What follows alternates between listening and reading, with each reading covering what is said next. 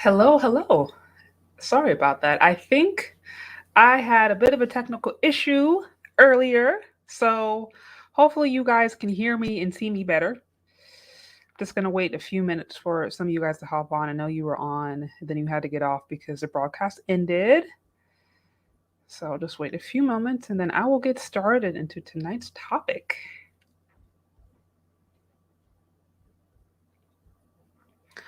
Also, just really quick, I want to thank all of you guys who have been supporting my channel.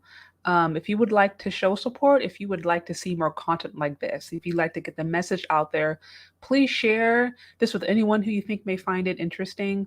You can also support me on Cash App or Venmo. I really appreciate you guys. I really appreciate anyone who sent donations, big or small. So again, you can find me on Cash App or Venmo, Shay Sade. I'm also on PayPal too. So we're just gonna wait just a few more moments since I lost some of you guys, and then we'll get started into tonight's topic rather.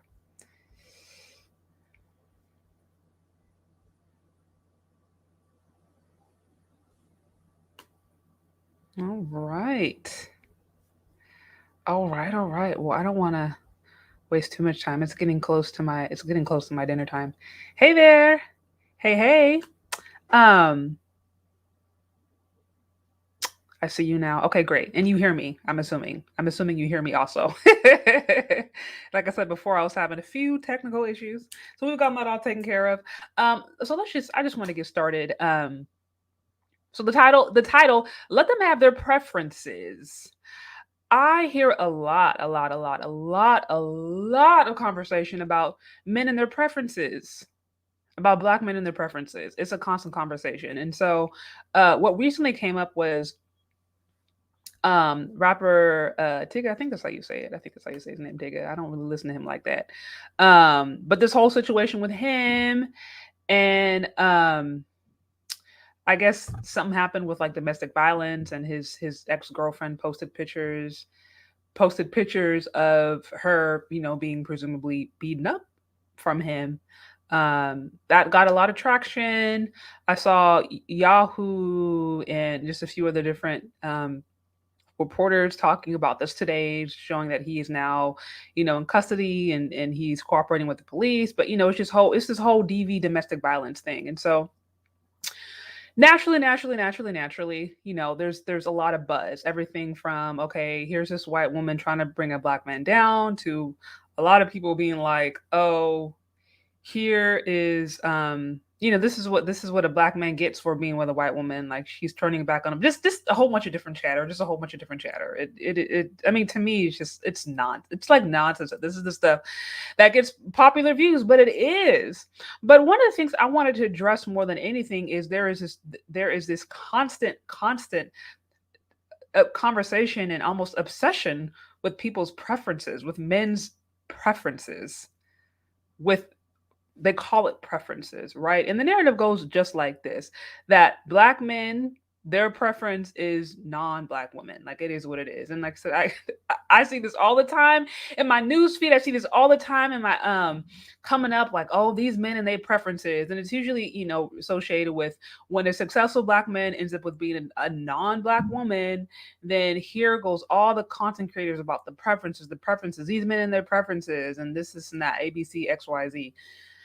And I'm just so tired of the conversation. Like, can I just be honest? Like, I'm so tired of the conversation because the truth is this: men have preferences and women have preferences. And I'm like, who cares? Who cares if the top 1-2% of successful black men have preferences? Many of those preferences include black women because, as we know, I think it's like 80% of black women who make $100,000 or more, they are married to black women. So let's just not sit here and pretend that all of the successful, high-earning black men are not with black women, because that is false. That is completely and totally false. It's just false. So let's not pretend that's happening. But even if it is, who cares? I'm like, what is another man's preference that you'll never know, probably never meet, that you've never probably seen in person? What does this preference have to do with me as a woman? And this, honestly, this bothers me because, you know, I feel like as a woman, and on YouTube, and as a woman who's actually really wanted to have engaging conversations, honestly, a lot of the stuff that I think us women get caught up in just doesn't really mean anything. Like, who cares that these men have their preferences? Who cares that some of these men prefer to be with exoticals, or some of these men prefer to be with light skin or dark skin? Like, who cares? Like, I don't understand why that is such a big deal. I truly do not. I don't. Now, the reason, I bring up and I really, as a Tyga or Tyga, I don't know how to say his name. Like I said, I don't listen to him like that. But either or, that dude, like, he was a trending conversation, and of course he's gotten so much, so much talk from the female, especially the black YouTube space, because he's a dark skinned black man that decided to be with a white girl, and I guess there was a whole situation where he did that rap video or whatever in Jamaica, and he chose to use her, his ex girlfriend, um in the video instead of local. So I mean, of course, he's done all kinds of things that have gotten black women in their feelings. But I'm just like, honestly, I just, these conversations to me are just so meaningless. They are so meaningless. The amount of time spent on looking at other men and their sexual preferences, and the amount of time complaining at what other men like or don't like, I'm like, how does that negatively or positively impact your life? Like, I truly do not understand. I don't get it. And I think another thing that is confusing to me is our men, women also have preferences. They do have preferences. We hear it all the time. 666, six pack, six figures. You know what I mean? 6 feet. We hear it all the time. He needs to make this amount of money. He can't be dusty. I seen one that O'Shea Duke Jackson talked about, posted, where it was some female talking about, oh, well, if this dude coming up with a Nike fit and some Nikes asking me what I bring to the table, he needs to go somewhere. Like, women have preferences, and they talk about their preferences all the time.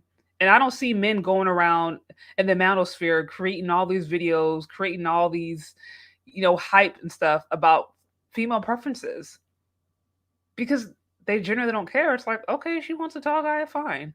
Okay, she wants somebody who's six figures, okay, fine. Like, I don't see the behavior being returned, and so I honestly do not understand why there is such a hyper focus on the preferences, not only of the majority of men, why there is a focus on the preferences of such a small, minute percentage of men. Because it does a couple of things.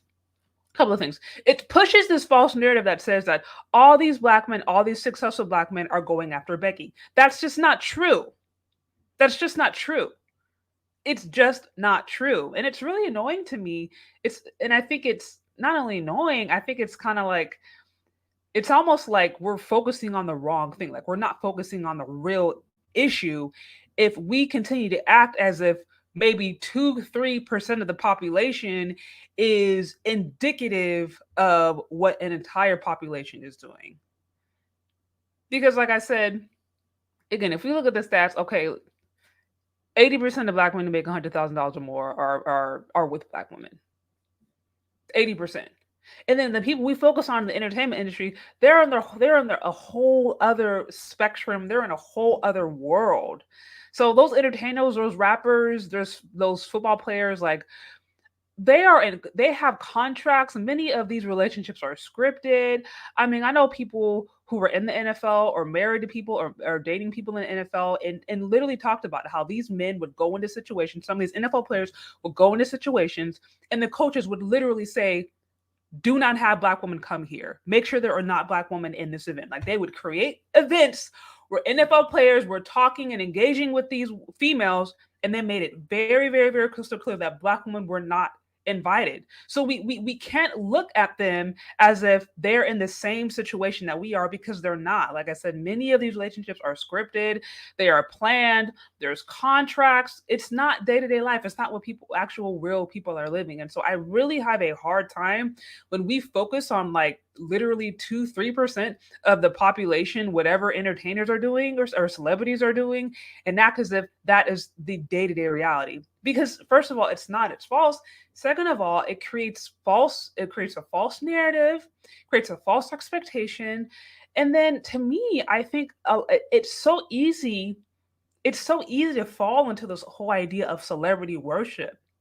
And so I needed to fall into this idea of like just just like getting caught up in just meaningless chatter, meaningless conversations. I mean, I've listened to some of these discussions around men and their preferences, and I'll end the video or I'll end the topic, and I'm just like, what was the point of this? How what was the point? How did I improve?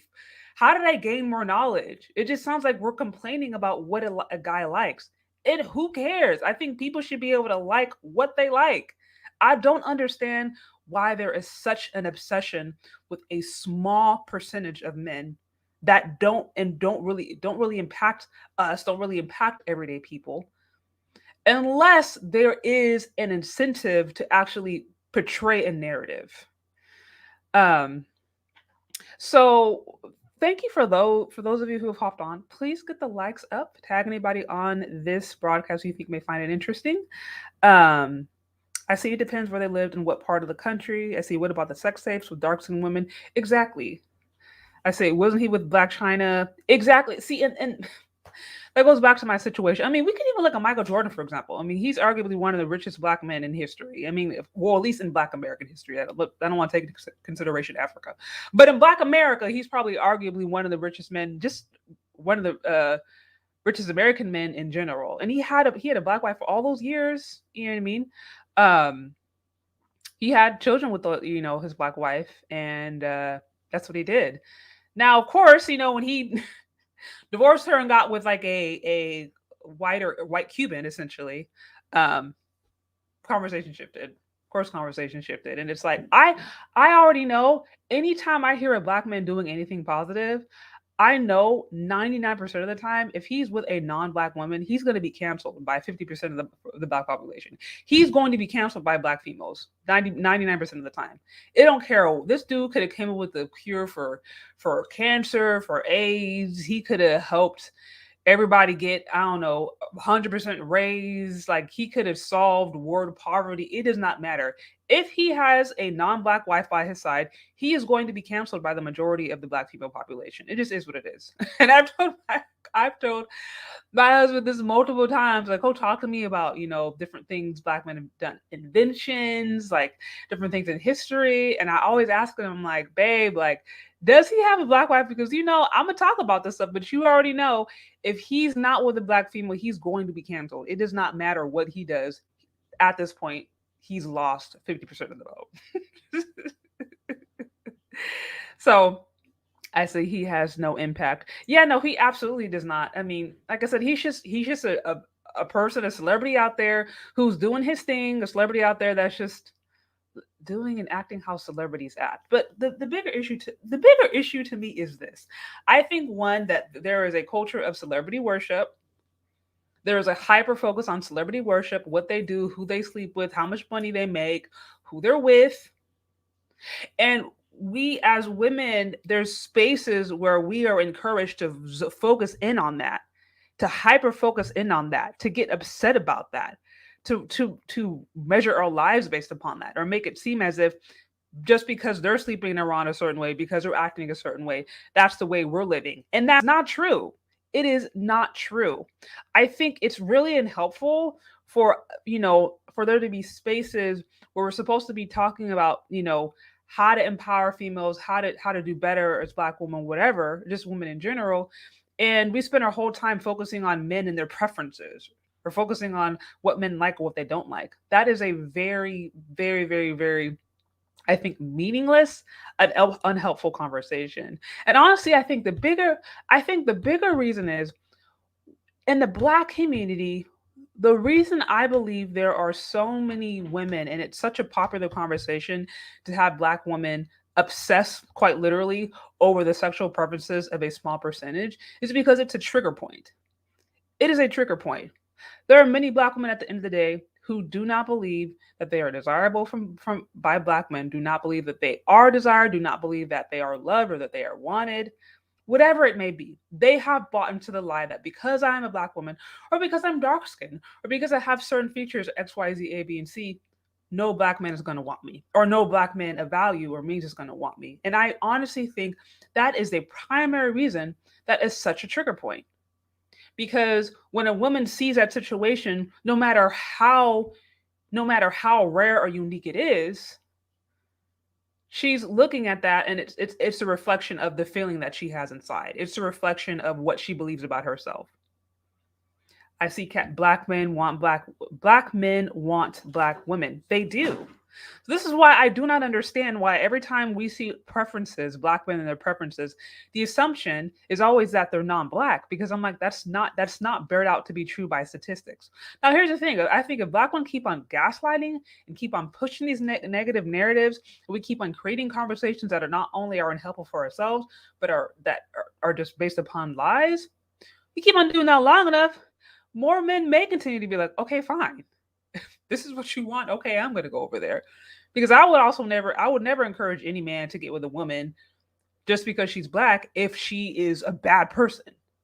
If she's really a bad person, she's combative, she hates herself, she hates you, she's hard to get along with, she doesn't bring anything to the table. Like, I would never encourage anybody to do that. So it's like, you keep on, if you create a culture that continues to promote that kind of bad behavior, the more black men may be like, okay, forget it. Like, I can't find anyone within the community that's worth working with, then I guess I do have to go over here.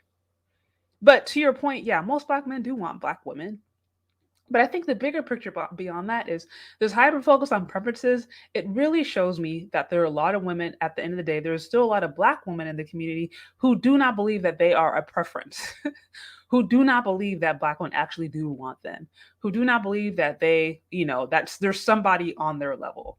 And instead of actually taking the time to look in the mirror and deal with your own life, I think sometimes it's so easy to focus in on celebrities. It's so easy to focus on what's on the television, or what's on, social media, or what's on the computer, because that is an escape from the reality. And some people, reality is just too hard for them to actually deal with.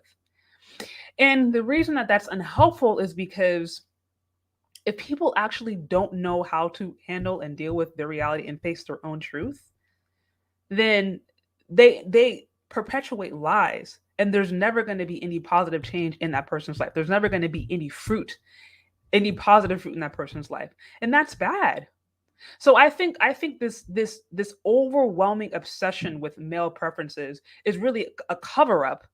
Is really a cover up for some of the insecurity that certain women feel, that certain black women feel, that says, oh, well, I'm dark skinned, I'm not the most beautiful, I'm not this, and that. And here's the reality. Let's just be honest. As a black woman in America, yes, of course, generally speaking, you're not going to be seen. Many of us are not going to be seen as the pinnacle, or as the standard of beauty. We know this because America was not based upon African values. It was not based upon the values of Black America or Africa. It was based upon the values of Europe, Anglo-Saxon. So, as Black people in America, were a little over 100 years ago, we weren't even considered human beings. It's like, yeah, of course, in certain situations, of course, in certain environments, you're not going to compare to that standard, because as black people in America, you were never supposed to be considered an equal. The Constitution was never set up for that. The nation was never built for you as a black woman, for us as black people to be seen as equals. It was not. And we can argue back and forth as to whether or not things are different then or now. But it wasn't too long ago. It was, my grandmother was a sharecropper. You know what I mean? And even things that are happening now today, as far as laws, some of these traumas still exist. So I say that not as a way to try to be depressing, or not as a way to try to be belittling, but I think as as um as black women, because of that history and because of that reality, it can and it does oftentimes create this sense of self-hate. And when we see women that don't look like us getting the lifestyle, or getting maybe the kind of accolades, or getting the kind of, maybe, I don't know, praise that we want, it can create a lot of hurt. I think it can create a lot of anger. Um and like I said, I think, my thing, this is just my personal opinion. I think there's more of that actually going on. And this, again, this whole hyper focus on preferences, it's just a fruit of that. It's a fruit of the fact that there's a lot of black women who just feel like they are the bottom of the barrel when it comes to preferences. So so true. This is what my husband said. He dated out and came back home. Right. It says we generally want a woman who looks like us and understands the daily troubles we face. Exactly. Most men in general want to be with women from their community because I mean it's a lot easier in many different instances. It is a lot easier. And also, most men want women who look like or who want children who look like them. I think that's generally understood across the board. Most men want women who look like them. So that's why, these whole conversations about, oh, black men and their preferences. And it's like, actually, you are, as a black woman, you are their preference. If you look at the stats and actually what's going on. And by the way, there are plenty of famous black men who are with black women and have been so for a long time. Why don't we talk about them? Why don't we give them of, the same level of critique, if you will, or why don't we give them the same attention as we do this small percentage of men who decide to not date out? Why? Why? And like I said, I think for me that's more of an indication of some of the self hate and some of the low self esteem that Black women have. Just just a result of being in a society where, yeah, as a Black person, you may not be seen.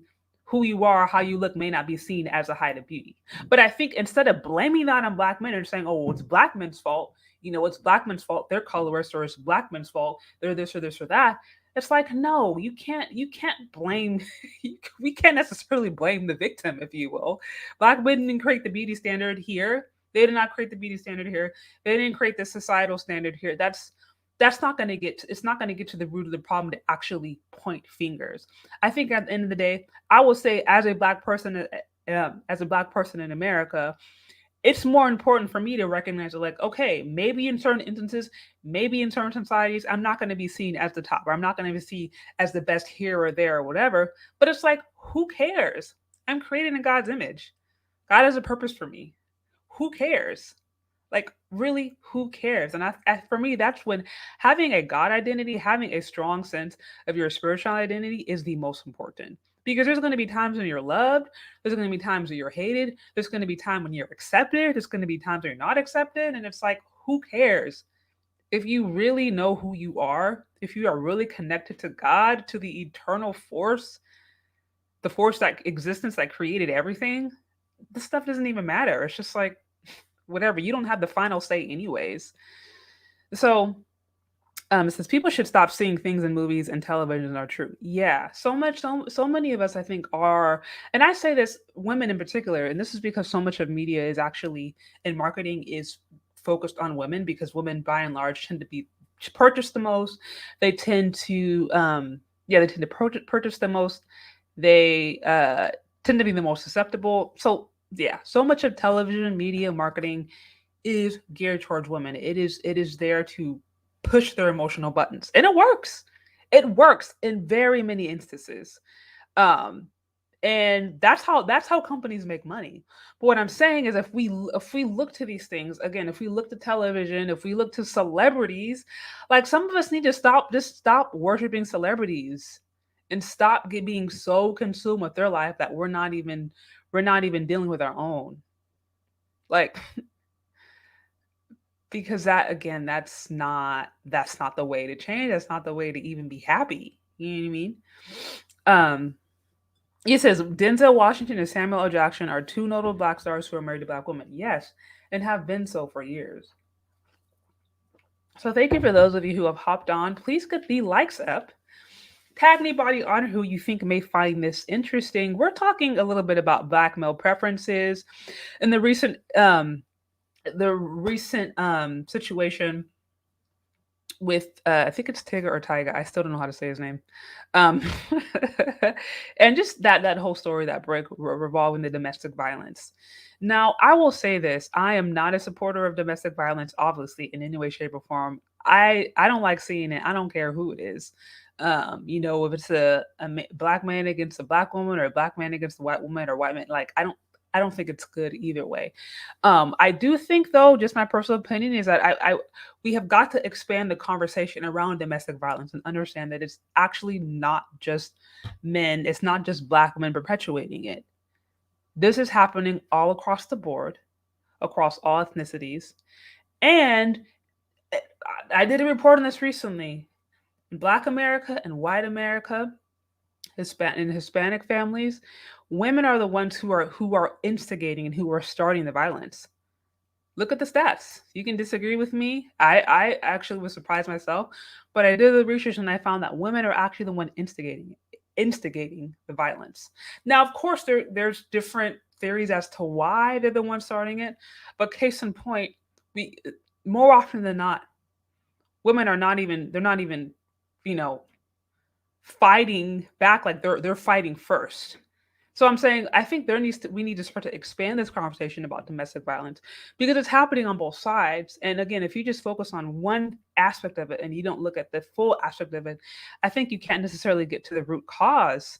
And the reality is this is happening, like I said, all across the board, all ethnicities. It's happening once white America, Black America, Hispanic America. And when I looked at the stats, I didn't see I saw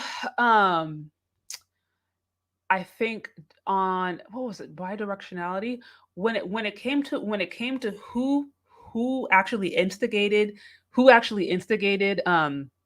fights more. It was Black women who instigated fights the most against Black men. White women were just below that. I think they were like 1%, or as far as a ratio, they were just like right below that.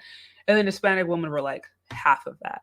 But case in point, across the board, it was happening on arguably similar levels. So again, what I'm saying is that going back to this narrative, Black and the men and their preferences, as if their preferences is only just Becky, and Black men are the most violent, or Black men are beating all these women in their preferences.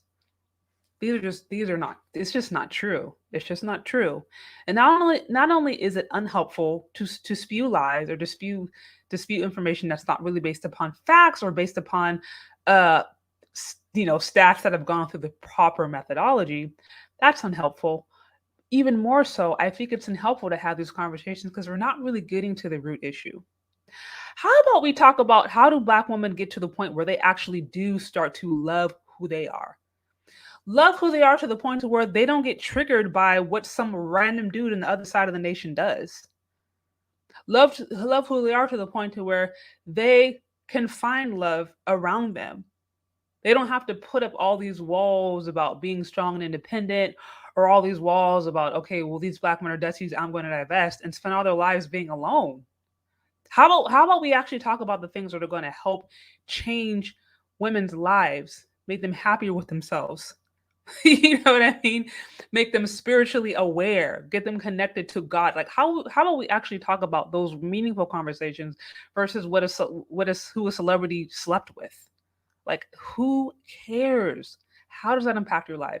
And that's the thing, like I said, that I will notice that some of these conversations that get so viral, that get so many views and so many conversations, I listen and I'm just like, who cares? How is this impacting my life? This just seems like a distraction from what is actually going on in people's lives all across the board.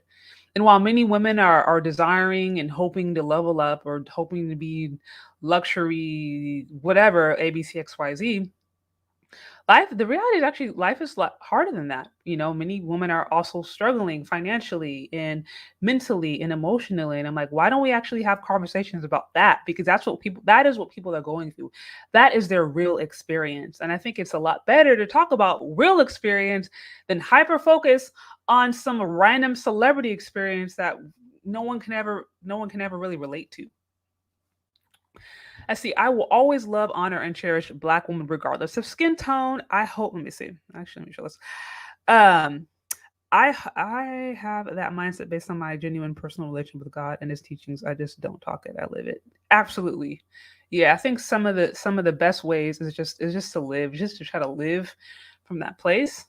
But honestly, as a woman, it's disturbing. It is disturbing to me to see some of the main narratives, some of the main conversations that are focused towards women being based upon things that I actually don't believe will improve the situation of women across the board.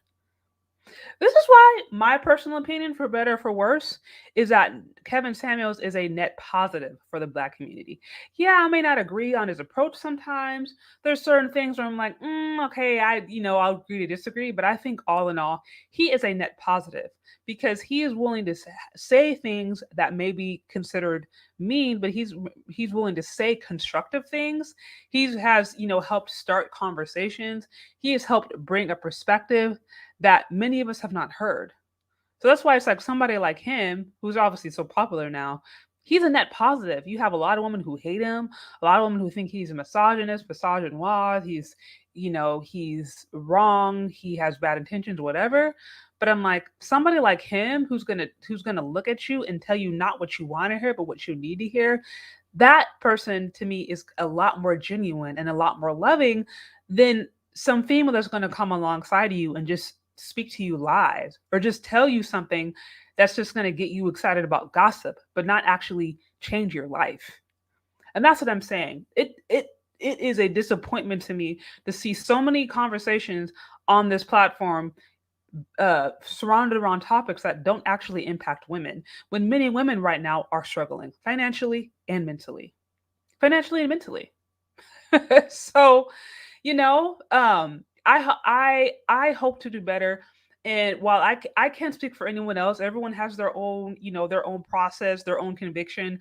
Mine is that I actually want to have conversations and I would like to do things that are going to impact women and going to actually, whether it's raise a consciousness, encourage their spirituality, but have real honest conversations. And like I said, this weird obsession with men and their preferences lets men have their preferences. All men have preferences. There is nothing wrong with that. There is nothing wrong to me with a man having a preference. If a black man wants to marry a dark skinned black woman, amazing. If a black man wants to marry Becky, okay. If a black man wants to marry a light skinned chick, a short chick, a BBW, a thick chick, like let men have their preferences because the reality is they do. Men already have their preferences. It doesn't matter how much we argue or bicker or complain about it, men are going to keep their preferences. They are. And we aren't going to be able to change it. So it's like either we accept it and let it be what it is, or we complain about it and men continue to go on their way and select their preferences. Because here's the thing, women, we also have our preferences. There's just a culture that exists where we are allowed to express it. As a black woman, if I did a post and said, "Oh, I want a man that's 6 foot and at least he at least makes $100,000 because hey, I have a bachelor's and I did this and I did that," most of them gonna be like, "Yeah, girl, you better not settle for less. God has the best for you, girl. You deserve A, B, C, X, Y, and Z."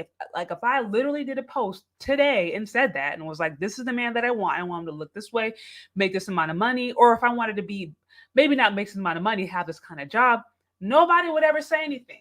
No woman would check me. No woman would check me. But have that be a dude. Have that be a dude to be like, yeah, I'd like a woman who's no, no taller than 5'5". I really like natural hair, or I love braids, or yada yada. He puts anything out there, then he's either futurist, colorist, he's misogynist or misogynoir. He don't love his mama. He don't love women. All this kind of different stuff, and I'm like, come on. We both have preferences. Stop. Let them have their preferences. I see I'm short, 5'8", and light skin. I get it. Does Kevin have the right to say things about the community? If you don't like him, don't watch his channel.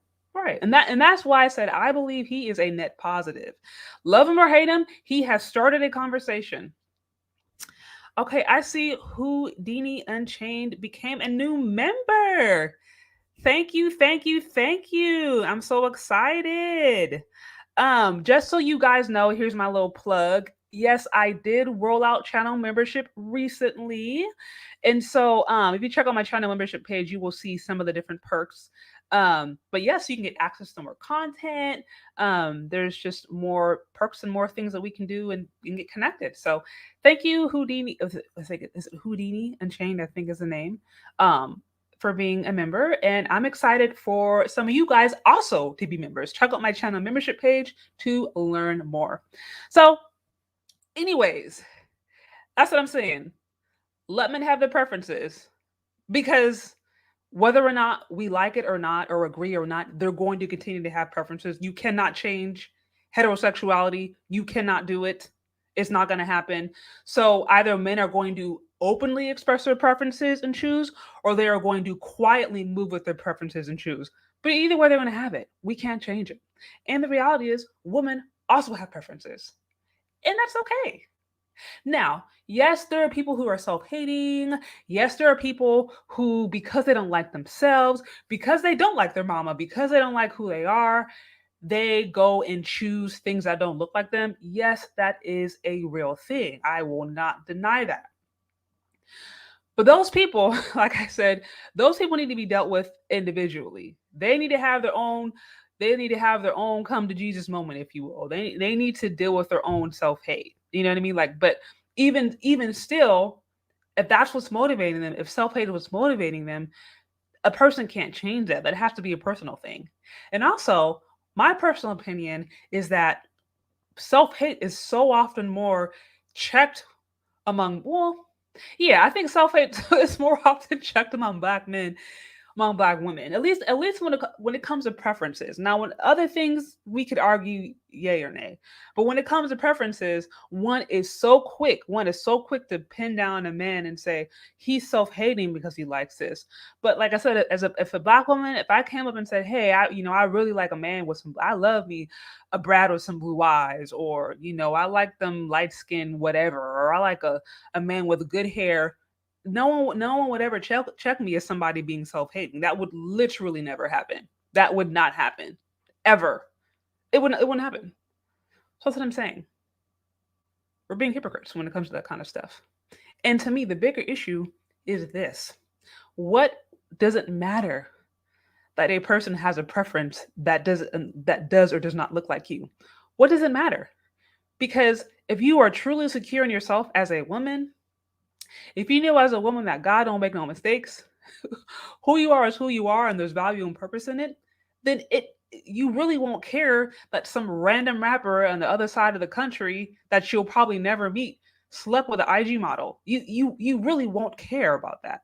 And to me, as I said before, the only reason there's such a obsession with some of the preferences of the top probably 2% is because it triggers some of us. I think it triggers some of us to believe that, see, these men don't want us. The men that we want don't want us back, or these Black men don't want us, all the different things.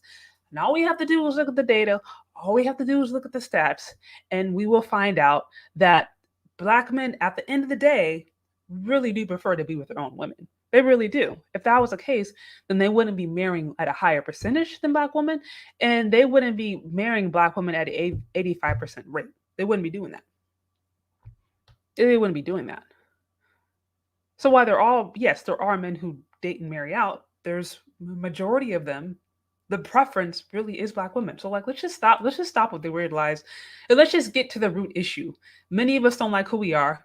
Many of us don't know how to deal with the self-hating narrative that we have. And of course, I'm not saying this is all of us, but this is many of us. And I say this as a Black woman who has who's even held on to some of these ideas, and I didn't even really know it. Like I personally had to be like, oh wow, I didn't know I was believing that about myself. Oh wow, I didn't even know. But I think that is why it is such a trigger point. And I hope to start to actually have real honest conversations about what's going on, have real honest conversations about some of the things that us women are saying to ourselves internally, some of the conversations we're having with ourselves self-consciously, versus just hyper focusing on somebody else, focusing on what this person is doing, that person is doing, that celebrity is doing, and using it as an excuse or as an escape from the reality within. from the reality of what of our life, of what we are experiencing, of what we are living, because that reality is the only thing that's really going to impact you, and that reality is the only thing that gives you the ability to be happy if you deal with it. But if you don't, like I said, and we just waste our time getting caught up in all these silly topics that don't really mean anything. I mean, they may be entertaining, I guess. I guess it could be entertaining to talk about what a celebrity does behind closed doors at night, maybe. But I'm like, okay, but what does that have to do with your life? How is that impacting you? How are you doing better? How are you, like, why is that such a concern? I don't know. That's just those are just my thoughts. So I see I love black women. Thank you. So they are dealing with personal insecurities. I agree. That's what I said before. I think some of these topics are actually trigger points, which is why they end up getting becoming so viral. They end up being the topic. It's just trigger point. It's trigger, trigger, trigger, trigger, trigger, trigger. And of course, if you were a black woman in America, where, like I said, a little over 100 years ago, we weren't even considered a full person. We were three-fifths of a person. Of course, you're going to be triggered psychologically. We can't act like that doesn't exist. That wasn't because that wasn't far away. That kind of behavior, those kind of mindsets, they are still happening today. And I think we'd be a lot better off addressing things for what they are, learning about where we came from, learning, okay, this was a deep, dark history that came here, but we still have this, we still have this. Like I said, when I started to understand some of the different things that Black men, how they impacted not only ancient society, but society now. I mean, you're talking everything from the internet, from cell phones, you're talking from like birth control, light bulb. Like when I started to learn about all the different things that they use that literally we depend upon, it gave me a totally different perspective on the culture and where I came from. And me being like, man, why did I not learn these things? And it's like, okay, now I can have more respect. I can have really start to have more respect and have more honor and recognize, hey, like there were good things despite all this horrible stuff that my ancestors endured. We can't overlook the beautiful things that we've been able to accomplish, even despite of that kind of stuff. And then there's so much beyond that. But like I said, some of that stuff takes actually seeking out, understanding, learning, not listening to what we shouldn't do, what we probably shouldn't do is go to white supremacists to learn about our history. Because sometimes I'll hear some of these content creators and they'll be quoting stats and information. And I'm like, you sound like you read that one dude who was a very well known white supremacist, and you're literally spouting his talking points. Like, I don't think it's smart. I don't think it's smart to learn from people who have openly said or stated either in action or by talk that they are better than other ethnicities. That's not who we want to learn from. You have to go out sometimes and seek that information by yourself. And sometimes it may not be popular, it may not be way out there, and that's okay. But I think just by you learning even some of those historical truths, that can kind of get past some of that internal self-hating ideology that some of us have, and we don't even know it. And like I said, more than anything, as a black woman, I understand. Okay, maybe in the society, in certain instances, I'm going to be accepted, and in certain instances, I'm not. But at the end of the day, I'm a woman of God. I'm created in God's image. So who cares if somebody doesn't see me or somebody does see me? It's whatever. Like whatever God decrees is good is good, and that to me is the highest revelation. Because I mean, this is just an internal shell, anyways. This isn't like fully who I am.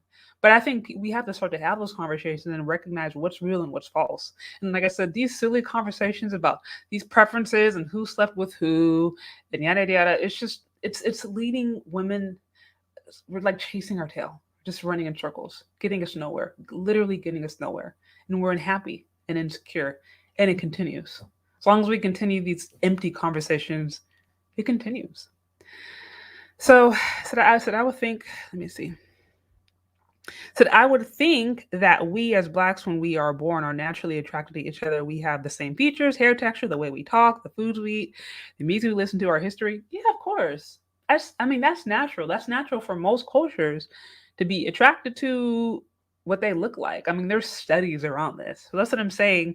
There is the truth of what happens, And then there's a reality that is, or there is the narrative that is told. And so often, in this context at least, it doesn't match up. What's being told, what's being pushed, is not match up with the reality. And I think that needs to change. So, anyways, I know it's getting kind of late. I'm actually getting hungry. So I wanted to wrap this up. But um, yeah, I just wanted to talk about it. So I thank you for those of you who have hopped on, who have liked, tagged anybody on here. Also, if you find this helpful, if you think this would be good for somebody to hear, share it with them. I'd like to get the message out there, but I depend upon you. Sometimes I do lives or I do videos and it doesn't always come up. I don't know if it's like a YouTube thing, if it's shadow banning, if it's just the algorithm. But either way, no, not everyone sees the content. So if you think this is valuable, please share it. Please share it however you want. Tag people on this, let them know what we're talking about. So, anyways, thank you, all of you, for spending time with me this night. And we'll talk later. Bye.